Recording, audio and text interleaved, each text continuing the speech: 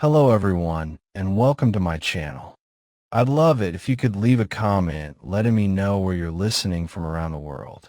Also, don't forget to like and subscribe if you're enjoying this video. Story 1.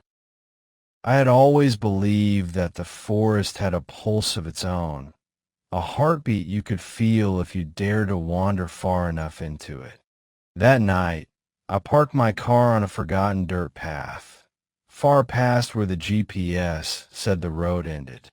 I had decided to camp alone, just me and the trees, because the idea of being surrounded by nothing but silence and pine was intoxicating.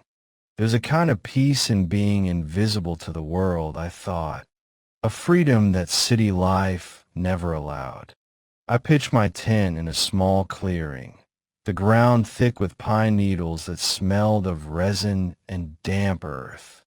The sun had long dipped below the horizon, leaving the forest draped in darkness, broken only by the pale glow of my lantern. The air was unnaturally still, except for the faint rustle of needles as the wind brushed through the branches. Or so I told myself it was just the wind. I settled by the small fire I had built, letting the warmth seep into my bones. I tried to read, but the shadows seemed to shift just beyond the ring of firelight, teasing me with movement that wasn't there. That's when I first heard it, so soft I thought I had imagined it. Michael. I froze. My name isn't Michael. I swallowed hard, the lump in my throat tightening. My eyes darted around the clearing, scanning the darkness, but the trees only stood silent, black and towering. I shook my head, trying to laugh it off. Maybe it was a hiker passing by. Maybe it was my imagination. I returned to my fire, convincing myself that nothing could be out here.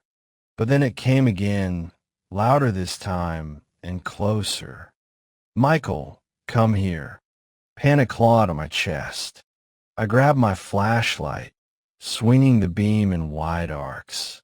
The forest seemed endless, the light catching nothing but the swaying of branches and the glint of wet needles.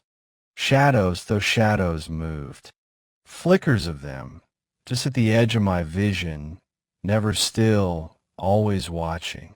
I tried calling out, but my voice was swallowed by the night. I told myself to stay calm, to rationalize. Maybe someone was playing a prank. But the whispering didn't stop. It grew, a chorus now, soft but insistent, threading around me like smoke. It wasn't just calling my name. It was speaking in fragments, almost sentences. Come, follow, don't be afraid, join us. The words were wrong, all wrong. The way they curled in the air felt unnatural. My stomach turned, my fire flickered, and suddenly I was aware of the cold creeping along my spine, a chill that didn't come from the night air. I decided I had to leave.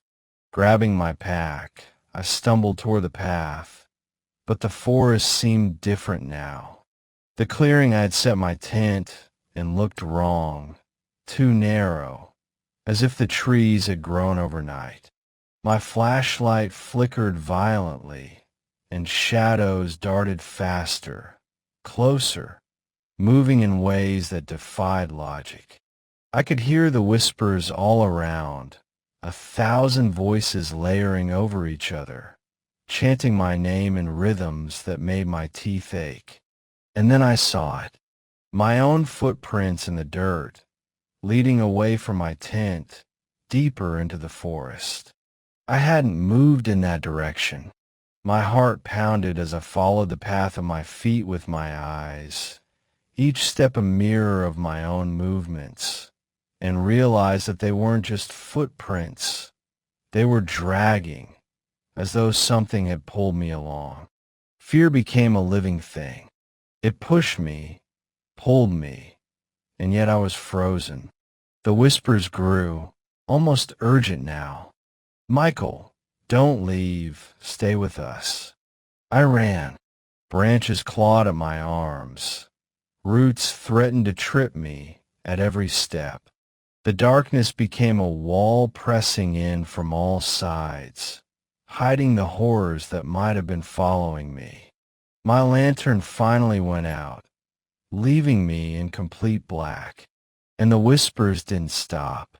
They swirled, high and low, coming from everywhere and nowhere, circling me like vultures. I tripped, fell hard on the mossy ground, and that's when I saw it, or rather them.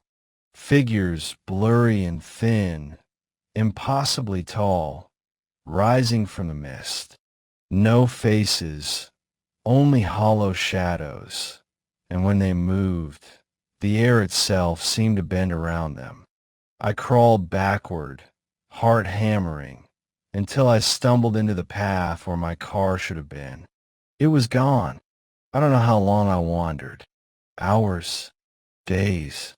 Time felt meaningless. Eventually, I found a road, far from the clearing, and ran to a stranger's house until they called the police. They searched, but my campsite was empty. No footprints, no fire remnants, nothing but pine needles. They assumed I got lost, had wandered in the night. That was their explanation. I couldn't tell them what I saw. They'd think I was insane. I never went camping alone again. I don't even walk near forests at night anymore. And sometimes when I lie awake in my apartment, I hear it, soft, almost too quiet to notice. Michael, Michael. And for a brief, horrifying moment, I think the forest is still alive, still whispering, still waiting for me. Story 2. It started as any normal weekend trip should. A group of friends and I drove hours out of town, laughing through the winding forest roads, the kind of roads that make you feel both free and slightly uneasy at the same time. Our destination was a remote lake, tucked deep in the woods, far from cell towers and streetlights. It was perfect, or so I thought. We arrived as the sun was dipping behind the trees, painting the sky in bruised purples and reds. We pitched our tents in a small clearing near the water and immediately started a fire.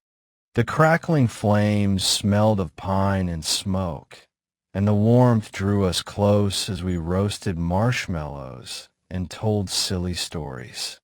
Laughter bounced off the lake's glassy surface, and for a moment, the world outside those woods didn't exist. Later, around midnight, I felt a pull toward the water, an uneasy curiosity that I couldn't ignore. I slipped away from the camp, leaving the warmth of the fire behind. The forest around me was quiet, too quiet. The only sound was my boots crunching on the fallen leaves. Moonlight gleamed off the lake, turning it into a liquid mirror that reflected the skeletal trees perfectly. That's when I saw it, or him, a small, weathered cabin clinging to the edge of the shore. I'd never noticed it before, and the locals had told us the area had been abandoned for years. The wood was gray and splintered, the windows clouded with grime. But through one of those windows, I saw a man. He was sitting there, completely still, staring straight at me. Not just looking, but seeing. His face was pale, almost as if he had never known the sun, and his eyes were black, the kind of black that feels like it's swallowing you whole. I froze, my chest tightening. My friend's laughter felt like it belonged to another world entirely.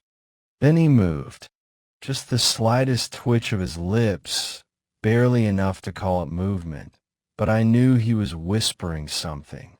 I couldn't hear it, but my skin prickled, my mind screaming at me to run. I did.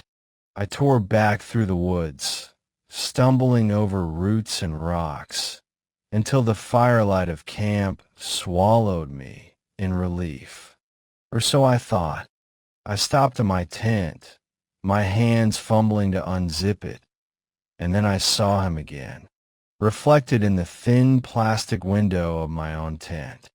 Only this time, he was closer, too close. His eyes, those lifeless, burning eyes, fixed on me. I wanted to scream, but my voice refused to come. My fingers shook as I slammed the zipper shut. I didn't sleep that night. Every crackle of the dying fire sounded like footsteps. Every breeze through the trees sounded like whispers. And every time I dared to glance at the lake, I saw him. Always watching, always there. Morning brought some relief. The sunlight made the forest feel less suffocating. But the cabin was still there, and my tent, my own little safe space, had been violated. My backpack was torn open, straps shredded, and deep scratches lined the inside of the tent, as if claws had raked through the fabric in search of me. My friends laughed it off. Probably a raccoon.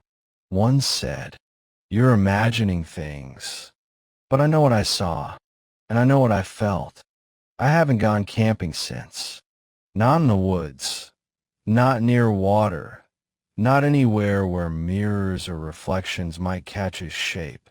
Sometimes, late at night, I see him out of the corner of my eye, in a spoon, in a window, in the reflection of my phone screen. Always the same, still whispering, watching, and I can't stop thinking about what he wants, because I know it's not just to scare me. It's to make me see myself through his eyes. And I don't want to. Ever again. I'll never look in a reflective surface while camping. Not the lake. Not the cabin window. Not even my own flashlight beam bouncing off a rock.